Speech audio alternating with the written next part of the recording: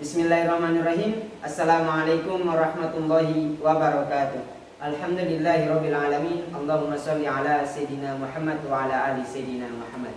Puji syukur kita panjatkan kehadirat Allah Subhanahu wa taala, yang kemudian salawat serta taslim semoga tetap tercurahkan kepada junjungan kita, yakni Nabiullah Muhammad sallallahu alaihi wasallam.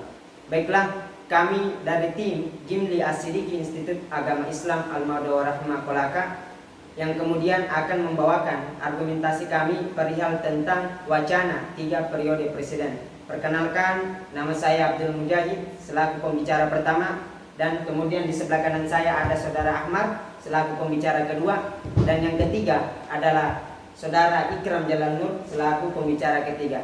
Baiklah, wacana presiden 3 periode. Salah satu implikasi kita dari sistem pemerintahannya itu adalah merupakan sistem pemerintahan presidensial, yang dimana kekuasaan eksekutif dipilih melalui pemilihan umum ataupun dengan kata lain pemilu, serta terpisah dengan kekuasaan legislatif. Presiden sendiri ini merupakan presiden ataupun kepala negara yang sekaligus menjabat sebagai kepala pemerintahan.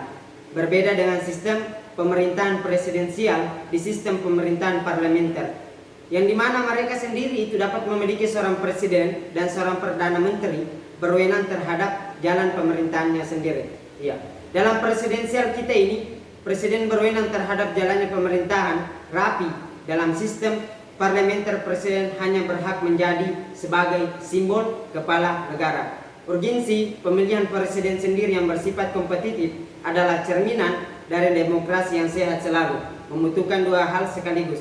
Yang pertama, sisi meniscayakan sebanyak-banyaknya, dalam hal ini menarik partisipasi warga untuk memilih, dan sisi lainnya adalah mereka yang mesti didasarkan pada pertimbangan yang tentunya harus dengan bukti yang jelas. Namun di tengah perbaikan kualitas pemilu ataupun pemilihan umum kita ini melalui pembenahan regulasi, ada seringkali terjadi muncul beberapa wacana. Salah satunya periodisasi yang ditambah menjadi 3 periode, ya, yang pada akhirnya akan selalu memunculkan banyak pertanyaan. Apakah dengan ditambahnya 3 periode ini adalah merupakan solusi demi kebaikan negara kita, ataupun bisa jadi malah arti sebaliknya. Kemudian di sisi lain, kita sendiri sebagai rakyat ataupun warga negara Indonesia khususnya berhak sendiri menyuarakan beberapa argumentasi kita ataupun beberapa kritikan masukan kita, dalam hal ini tetap mematuhi protokol-protokol yang ada sebagai bentuk kepedulian kita terhadap negara Indonesia. Saya rasa In the days later before Theo Omnia Passer, yang kalau kita berbicara masalah wacana presiden 3 periode di dalam konstitusi dan ketentuan undang-undang dasar, jika wacana presiden 3 periode terlaksana, pasti akan terbentur dengan Undang-Undang Dasar Negara Republik Indonesia tahun 1945 pasal 7, yang bunyinya bahwa presiden dan wakil presiden memegang jabatan selama 5 tahun dan dapat dipilih sesudahnya.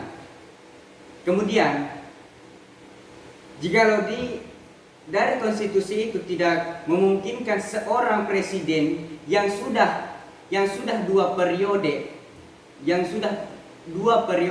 bisa diajukan kembali atau dicalonkan diri kembali, bisa menabrak konstitusi, yang dimana konstitusi ini sudah dijelaskan di dalam Undang-Undang Dasar Negara Republik Indonesia tahun 1945 pasal 7.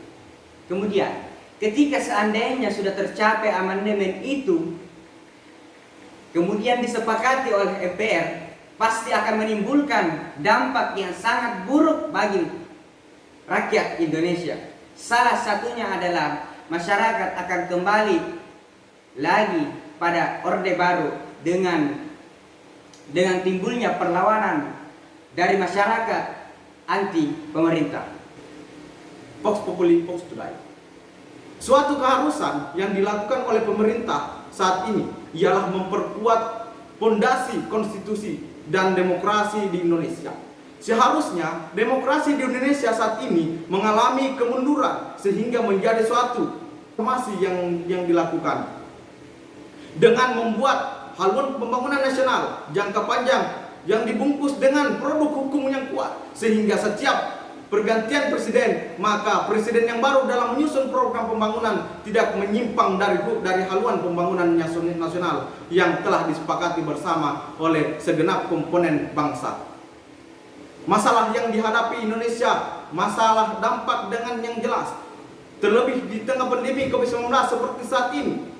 Prioritas negara seharusnya lebih ditekankan lagi demi kepentingan masyarakat Indonesia. Pembangunan nasional harus berdampak baik bagi kesejahteraan khalayak banyak, sehingga mewujudkan warga yang hadir bagi rakyat ialah benar adanya. Jangan sampai Indonesia kembali menjadi masa kelam di era Orde Baru, sehingga perlu dilakukan reformasi. Sekian.